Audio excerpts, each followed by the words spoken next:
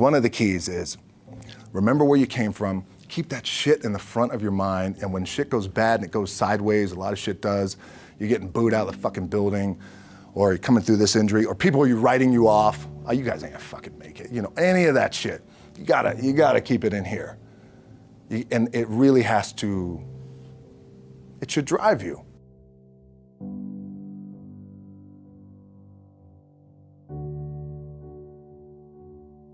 This idea and this notion that you could be anything you want and you can accomplish anything you want, right? We hear that. You've heard that from the time you were little boys. You hear that now. You're already incredibly accomplished. You can win an NBA championship, MVP of the league. You could become president. You could become governor. You could be in entertainment. You could do Charles, and you could do Shaq. You could do that. You could do whatever you want to do. You guys know that. The thing that has worked for me is to remember the hard times. So, and I'm sure you guys all have your processes, and again, I'm gonna tell you what's worked for me.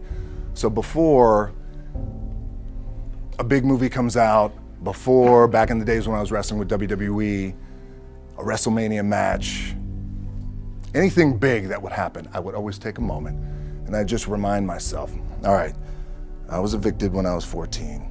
We were kicked off the island. We couldn't live in Hawaii. Had no place to live. A lot of shit happened. Then when I moved to Nashville, I was arrested multiple times by the time I was 16 years old. I gotta remember that. If I were playing on this team, which my skills are, what's that term? Oh, the shits.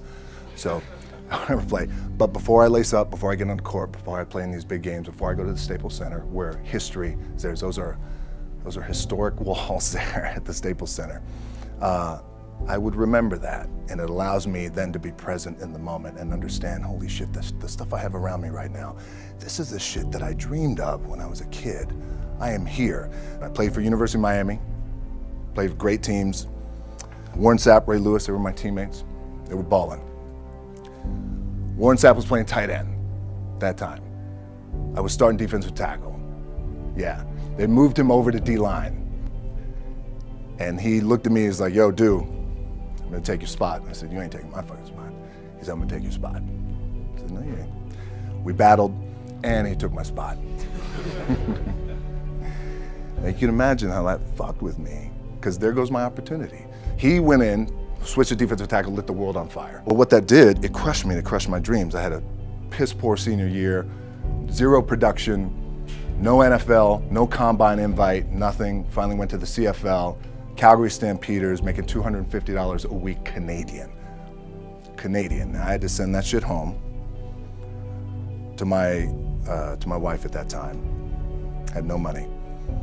So I remember that. When I got cut from Canada, I had $7 in my pocket. And I always tell that story. So now my production company is $7, advertising agency is $7, everything is $7.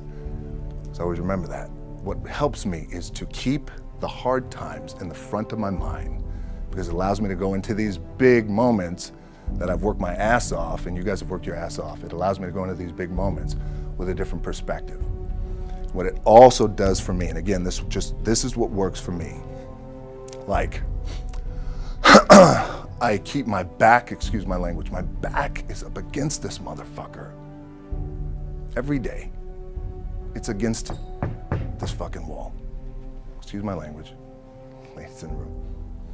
But it's up against this motherfucker because it's what I believe in. And when my back is against this motherfucker, then there's nowhere to go. But that way. That's it. So I feel like this could be something, an ideology and mindset that could help you, if you look at it that way. Because you made it already. We made it. We're successful boys, and we're lucky boys to be where we're at. Oh, you guys made it. Everybody's rich in the room. Nobody's gonna get evicted anymore. Anything you got, there's no more money problems, right? You got a lot of hands out now. Hey, can I get a little bit? Can I get a little bit? Right, that happens. But when you make it, for me, I need this. I need this. So every day, my back is up against this motherfucker, and this is how I operate. Now, doesn't mean you don't smile, Doesn't mean you don't laugh and joke, quote, right? You're happy, I'm a happy guy. But when it comes to business and when it comes to executing, it's up against this. And I gotta go that way. And I don't give a fuck who is in front of me. They're not gonna stop me. I feel like for me, it feels seamless because you prepared for so long, but it's just like you guys prepping for a game. That's the fun part. That's where it's like, fuck, it's fun, man. People are paying their hard-earned dollars to come see you. They're cheering, they're going bananas, they're booing the shit out of you or on the road. That's fun. That's what you live for. I mean, that's the juice right there. The prep is where the character's made. And I just don't mean the character I play, I mean the character in here. So for me, the prep is getting with the director, getting with the producers, getting with the writers, so in essence, it's like getting with all your coaches and your different position coaches and all the meetings that you have to have, right? So that's the work you put in. The key for me was, where does it start? What's the anchor? What's the anchor? So I could have all these ambitions and you guys have all these ambitions, which is great. It's important. I'll play this role, you'll play that role. I'll execute this thing and it'll come out this summer. You guys will execute this thing during the summer, right? When it's time to really put in a lot more work.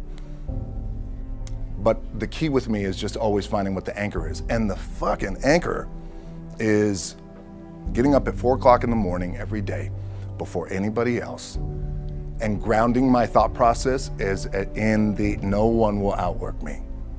No one. I love and I respect you guys. Motherfuckers won't outwork me. All starts with this. 2 hands, putting in the work. The anchor for me has always been the work in terms of the weight room training. So when I first started wrestling, I was 6 years old, rolling on the mats with my dad. My old man, a lot of you guys won't know this. Yeah, Rocky Johnson. My old man was Rocky Johnson. He was the first black WWF at that time. First black WWE tag team champions with Tony Atlas back in 1983. My uncles were the Wild Samoans. I come from a long line of pro wrestlers. But before the wrestling part happened, I was just in the gym putting in the work. At 6 years old, rolling around on the mats. And finally when I could touch weights at 13, that's what I was doing. But the weight part for me and the gym part has always been, has to be the anchor. Look, at the end of the day, like again, it's the kind of stuff that I talked about at top is I have to hold on to my dad in his pickup truck came down 4 o'clock in the morning, picked me up in Miami from Tampa. We lived in a little shitty apartment in Tampa. He drove down in his little pickup truck to Miami to get me when I was cut from the CFL. I was driving up I-75. I don't know if you guys are from Florida, any of you guys, if you know, I-75 is like, especially down in Florida, Alligator Alley. I'll never forget it. It's 4 o'clock in the morning. And I thought, well, fuck. I leave home like you guys left home. I'm ready to tackle the world, get after it, achieve my dreams and goals. Fucking crushed by 22, 23 years old. Now I gotta move back in with my mom and dad. I played on great teams though. Wait a second, this is not supposed to be my future. I'm supposed to be in the NFL right now. I'm supposed to be making a lot of coin and buying my parents shit, buying me shit, taking care of my wife, but it never happened. So I pulled out my wallet, I thought, well, let me see how much money I have. I opened it up, I had a 5, a 1, and change. I'm not fucking around, and well, at least I rounded up to $7. But I thought, God, ain't this a bitch? I got $7 in my pocket. Where the fuck do I go now? What do I do?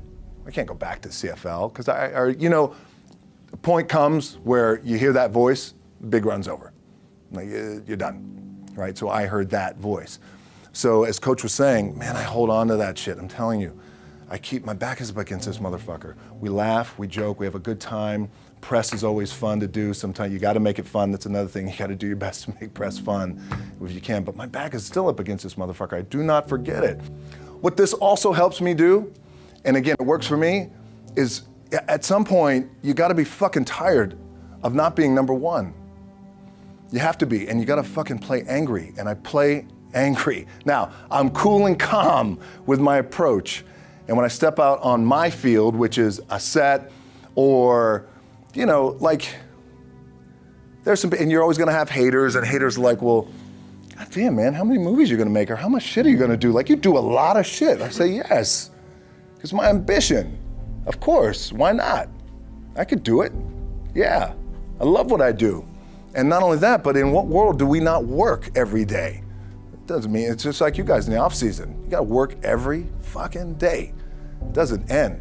My back is up against this thing, you know, and I started to play angry, by the way, and I still play angry. My last match, Brock Lesnar, transitioned, and I realized if I had to be great at something, I wanted to be great in this world of Hollywood and movie making and producing and entertainment, I had to commit, and like you guys have to commit. Obviously, you commit to something, commit to the goal. So I quietly retired. 2 years later, I thought, what the fuck did I do with my career? Because my movies were not doing well. I was written off. I was like, it was around 2006, 2007. I was like, God damn. I left, I pulled a Jim Brown. I left when I was on top, like #1 in the wrestling business, and I left. It was a ballsy, gutsy, some call it stupid move, but I had to commit and I had to follow what was in my gut. And at that time, I'll share this with you guys, and Will Smith is my boy, and I sat down at that time with the agency I was with, and they said, what do you want to accomplish? I said, I want to accomplish the world. I want the world, and I want Will Smith's career, and I said, and I mean this respectfully because I know he's here at this agency with us, I want to do it bigger and better. And they looked at me like I had 3 fucking heads, and they were like, okay.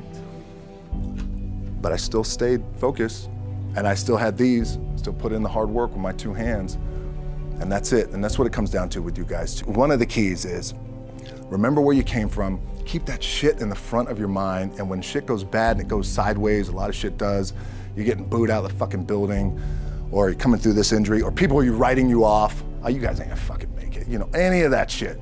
You gotta keep it in here. And it really has to, it should drive you.